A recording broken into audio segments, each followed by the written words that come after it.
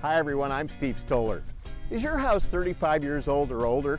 You may be eligible for a rebate if you're doing a home improvement project. We call it the The-Great-Update-Rebate. Single-family homes, duplexes, townhouses, and condos are all eligible.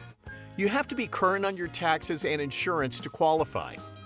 The county appraised value of your home must be approximately $349,000 or lower.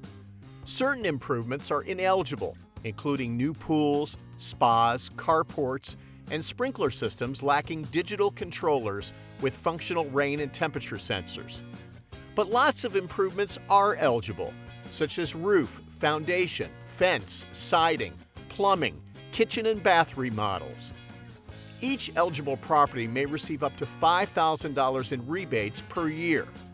Eligible exterior improvements receive a 25% rebate, and interior improvements a 10% rebate.